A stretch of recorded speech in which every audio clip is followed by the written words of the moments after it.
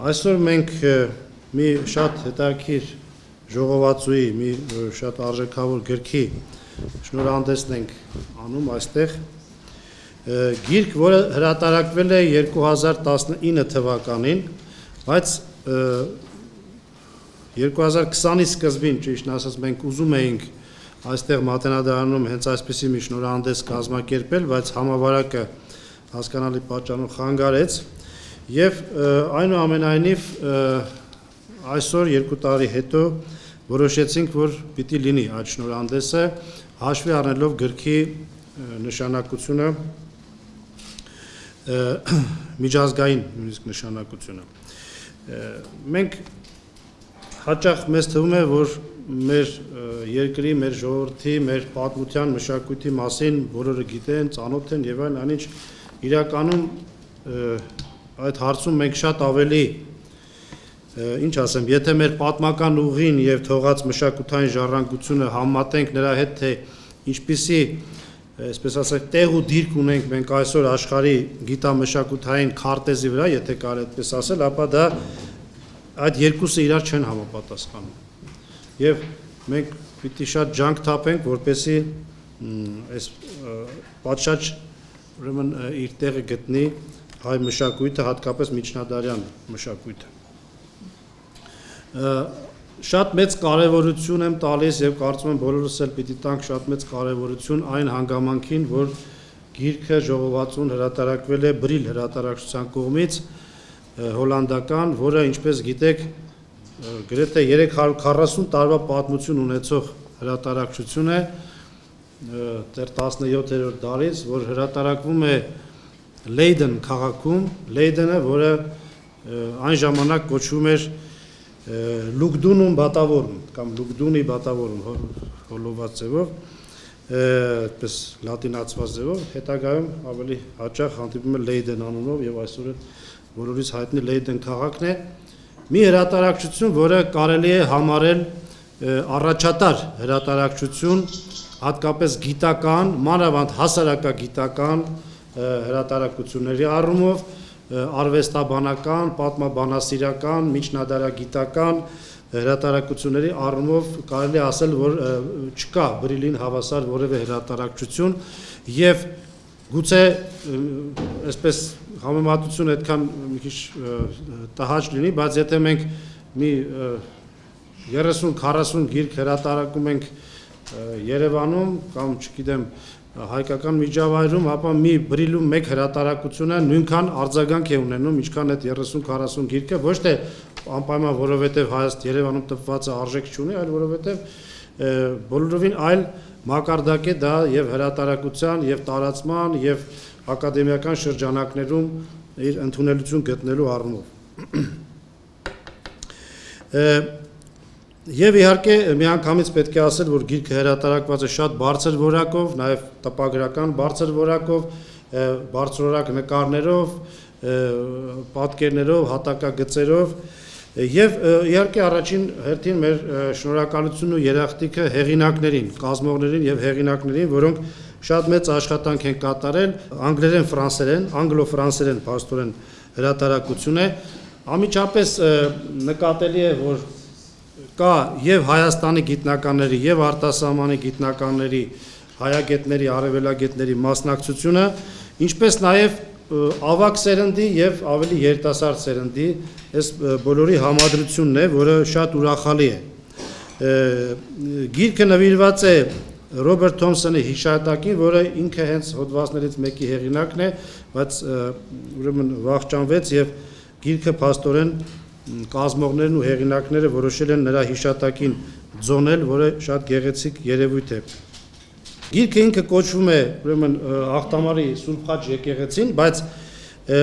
ենթախորագիրը բացատրում է, թե ինչ տրամաբանությամբ, ինչ ձևով է կազմվել գիրքը։ Այսինքն ուրեմն անմիջապես ենթախորագիրը այսպեսին է. քաղաքականությունը, արվեստը եւ հոգեվոր կյանքը Վասպուրականի թագավորությունում։ Եվ բնական է, որ այստեղ պիտի ներկայացված լիներ ուրեմն եկեղեցու ճարտարապետությունը, հարթաքանդակները, գեղարվեստական ընդհանուր հորինվածքը, բայց շատ կարևոր է, որ գրքում ներկայացված է նաև 120 տարի գոյատևած Վասպուրականի մեր թագավորությունը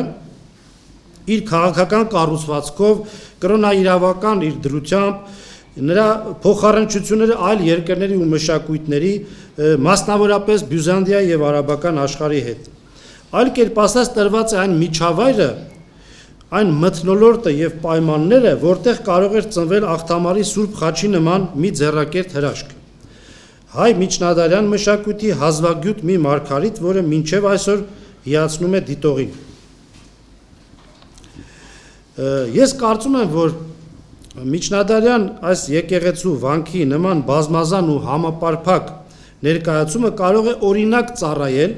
նաև այլ կենտրոնների ուսումնասիրության համար, եւ ես այս գրքի կողքին կդնեի նաև Հոռոմոսի վանքի նվիրված մոտավորապես նմանատիպ ժողովածուն, ոչ նույնը, բայց մոտավորապես նույնը, մոտավորապես նման մի ժողովածու, որովհետև այսպիսի օրինակները շատ լավ են, ինչպես ասացի, շատ ու շատ մեր այլ վանքերի համար այսպիսի համապարփակ ժողովածուներ եւ ուսումնասիրություններ հրատարակելու համար։ Ասեմ նաև, որ բոլորս գիտենք, որ 60-70-ական թվականներին կար մի այսպես հոսանք, եթե կարելի ասել, օրինակ դրա ջատագովներից մեկը փիլիսոփա Վազգեն Չալոյանն էր եւ ուրիշներ, որոնք առաջ քաշեցին հայկական վերածնունդ, հայկական ռենեսանս հասկացությունը, որը հետո այդպես մի կողմ դրվեց, գուցե ոչ բավարար այսպես հիմնավոր համարվելով կամ այդ բառը ինքը ոչ համապատասխան համարվելով, բայց եւ այնպես նկատի էր առնվում այդ ժամանակ 10-ից 14-րդ դարերի կամ 9-ից 14-րդ դարերի Հայաստանի հայկական մշակույթի նոր վերելքը, որը ինչ որտեղ հիշեցնում էր նախավերածննդյան շրջանը։ Գուցե ոչ անպայման հենց եվրոպական ձևով, բայց ես կարծում եմ, որ նույնիսկ եթե մի կողմ դնենք այդ բառը, չասենք վերածնունդ կամ ռենեսանս, բայց եւ այնպես այդ նոր վերելքը մշակութային շատ առումներով սկսվեց հենց Վասպուրականից։ Վերջի վերջո մենք խոսում ենք եկեղեցու մասին, մենք խոսում ենք Սուրբ Խաչի մասին, խոսում ենք վանքի մասին, բայց այս նույն միջավայրի, այս նույն տարածքի, հենց նույն Վասպուրականի ծնունդն է նաև Գրիգոր Նարեկացին։ Այսինքն եւ շատ ու շատ այլ խոշոր երևույթներ եւ ի վերջո նաև ժամանակային առումով կարելի ասել, որ Սուրբ Խաչը նախորդում է Անիի Մարտաճարին կամ Անիի շատ եկեղեցիներին կամ Նարեկացին նախորդում է եւ մի տեսակ ճանապարհ է բացում նաև մեր գրականության, մեր մտածողության բազմաթիվ այլ խոշոր երևույթների հետագայում Մերսեր Շնորհալի եւ ուրիշների համար։ Այսինքն Վասպուրականը այս առումով հայկական այս նոր մշակութային վերելքի համար մի տեսակ ճանապարհ հարթողի առաջամարտիկի նաև դեր ուներ, որը շատ կարևոր է ցույց տալ։ Վերջապես ուրախ ենք, որ այստեղ երկու հետաքրքիր բան է ներկայացված, մեկը Աղթամարի Սուրբ Խաչի այս մանրակերտը, որ ուրեմն տրամադրել է Հայկ Համբարձումյանը իր հորեղբոր, չէ, աշխատանքն է, եւ դրսում հուսով եմ բոլորս կտեսնենք Փանոս Թերլեմեզյանի, բոլորիս քաչ հայտնի մեր անվանի նկարչի Փանոս Թերլեմեզյանի 7 գծանկարները, որոնք արված են 1914 թվականին անմիջապես նշանավոր ուրեմն այդ դեպքերից առաջ Վանի ինքնապաշտպանություն ապա գաղթ եւ ըստ էության եթե չեմ սխալվում այդ նույն ժամանակ մեկ էլ մի գեղանկար ունի Վանա լճի հետ կապված եւ դա իր վերջին աշխատանքներն են, որ նա տեսել է Վանա լիճը, Աղթամարը,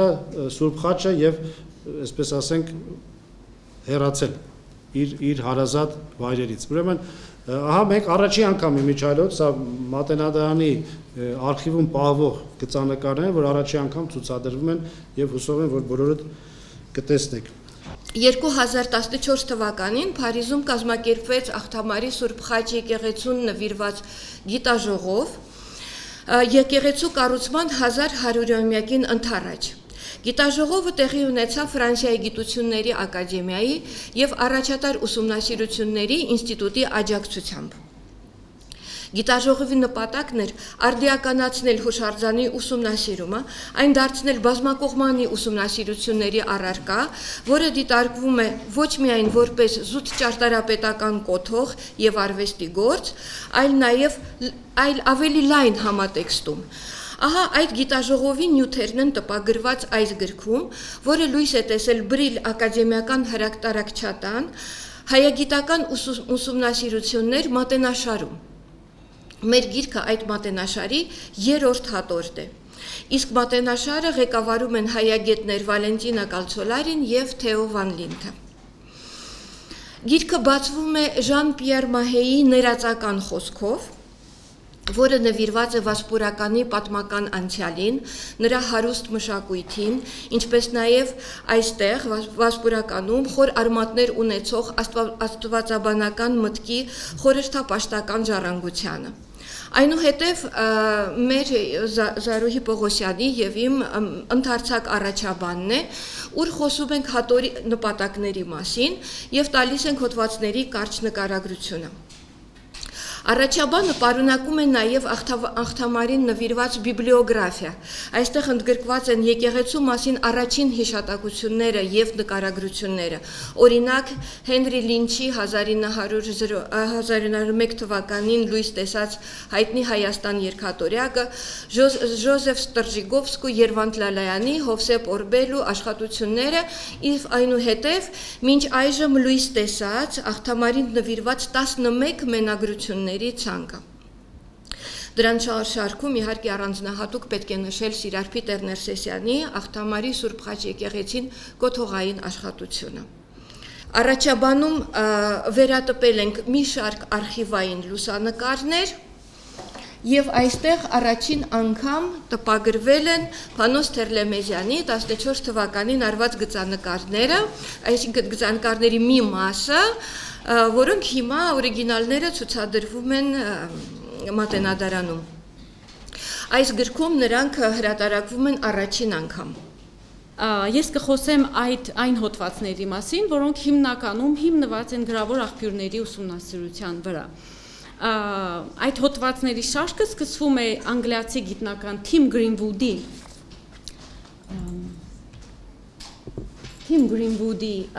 հոդվածով, որտեղ նա քննարկում է վասպուրականի կամ ավելի ճիշտ արծրունյացտան պատմական եւ պատմագրական ավանդույթները, ցույց է տալիս ինչպես է պատմություն տանն արծրունյաց գրքում վերապատմվում հայոց պատմությունն այնպես, որպեսզի շեշտադրվի արծրունյաց տոհմի անդամների դերը եւ կարեւորությունը հայ ժողովրդի համար կենսական իրադրությունների ժամանակ, ինչպիսիք էին դարձը դեպի քրիստոնեություն, ավարայրի ճակատամարտը, Այբուբենի ստեղծումը եւ այլն։ Բացի դրանից,